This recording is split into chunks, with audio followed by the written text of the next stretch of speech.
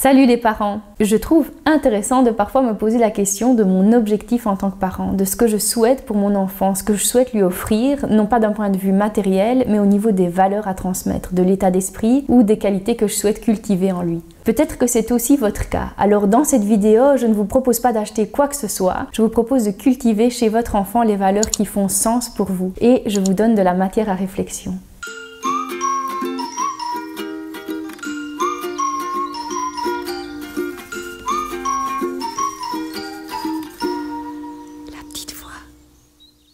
Avant que je ne devienne maman, je dois dire que je ne me suis jamais posé la question, mais c'était assez clair pour moi qu'à mon petit enfant, je lui lirais des contes comme celui des 3 petits cochons ou que je la laisserais jouer au Barbie et que l'on fêterait Noël ensemble. Mais vous devez vous demander qu'est-ce que tous ces faits ont en commun. Et puis, qu'est-ce que Maria Montessori a à voir là-dedans? Ils ont en commun de tous apporter des éléments irréels à la réalité que notre enfant peut vivre. D'abord, on est parti du principe qu'on ne souhaitait pas mentir à notre enfant et que rien ne le justifierait. On ne souhaitait pas lui mentir ni pour lui faire plaisir, ni pour enjoliver une réalité qui serait peut-être difficile à accepter. Ça n'est pas pour autant qu'on va lui parler sèchement et sans tact de tout, mais si elle a une question, donc que ce soit sur la mort ou la sexualité un jour, on y répond et si besoin, on utilise des livres qu'on aura choisis et lus au préalable.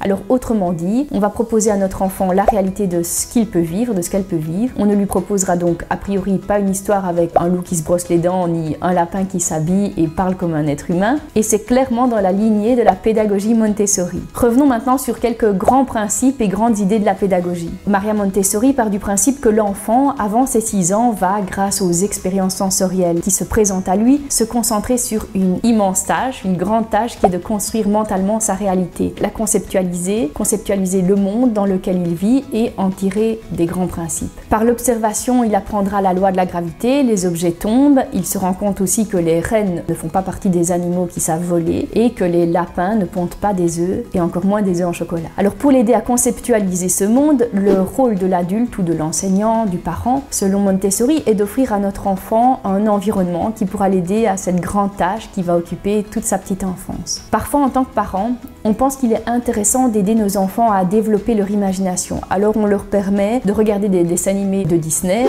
Il faut une robe d'Angandi. Bipidi, bipidi, bobidi, bipidi, bobidi, boum!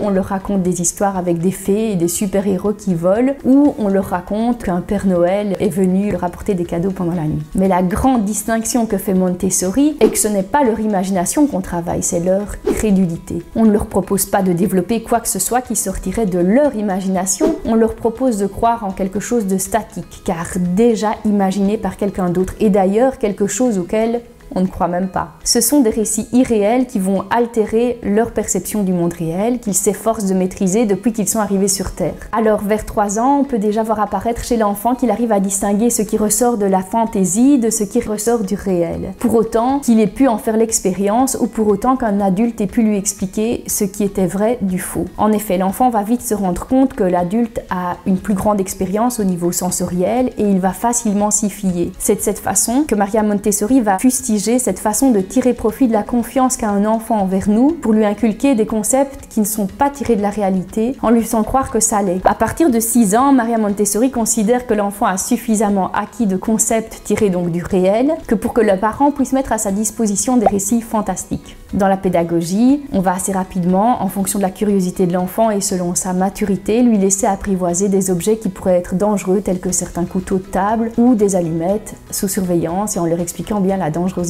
Et pour un enfant qui aurait été baigné dans un univers fantastique, voire fantaisiste, dans lequel on ne parle que d'humains qui s'envolent comme des Superman, des fées, des Batman ou du Père Noël, et des princesses qui ressuscitent grâce à des baisers, on peut s'imaginer que lui aussi un jour souhaiterait peut-être voler. Quelle curiosité ne l'animerait pas en fait une fois qu'il est au-dessus d'un petit muret ou sur une table. Je tiens à préciser que ça ne veut pas dire qu'on n'accepte pas que notre enfant active son imagination et fasse parler ses jouets. Il est aussi bien connu qu'un enfant peut facilement extérioriser un événement événement qu'il n'a pas apprécié grâce à une poupée, à qui il va faire revivre la limite qu'on lui aura donnée, en imitant lui-même son parent et en prenant la poupée comme l'enfant. Ça ne veut pas dire non plus qu'on n'acceptera pas qu'il nous raconte des histoires sorties de son imagination. C'est une très bonne chose pour l'enfant que de développer son imaginaire. Encore une fois, la différence, c'est que ça sera son imaginaire et qu'on est bien conscient que lui raconter des histoires fantastiques en lesquelles il pourra croire ne sera pas une aide au développement de son imagination. Et d'ailleurs, ici, nous pensons comme Maria Montessori que l'imaginaire se développe de façon naturelle et spontanée, une fois que l'enfant a suffisamment de base pour conscientiser le réel et s'en distancier. L'imagination n'a pas besoin d'être poussée par un adulte pour se déployer. C'est ce que l'on pourra alors appeler de la créativité spontanée, personnelle et individuelle.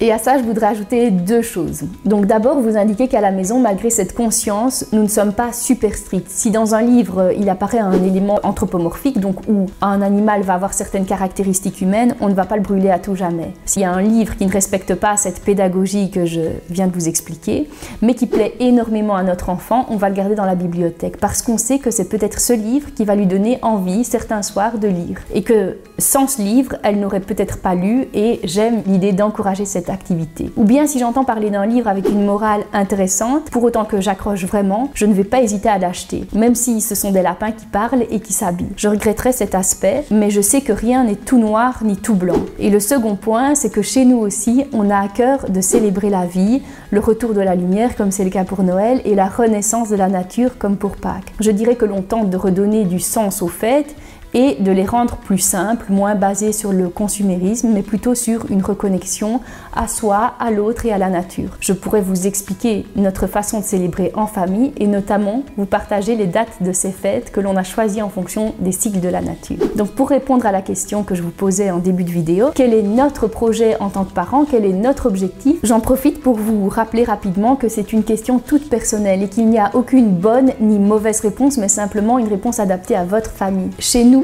on a choisi de ne pas nourrir la crédulité de nos enfants, de leur permettre de faire face aux dangers qu'ils pourront rencontrer sur leur chemin de vie et de savoir comment les affronter en vivant dans leur réalité, leur univers et ne pas les plonger dans un autre univers que l'on pourrait appeler le déni. On souhaite que nos enfants puissent facilement distinguer le vrai du faux, le réel de l'irréel et le possible de l'impossible et leur permettre de déployer leur créativité, une créativité qui leur serait unique. Alors si vous avez aimé cette vidéo, n'hésitez pas à la liker et si ça vous parle, à la partager. Je vous dis à bientôt et d'ici là, soyez heureux.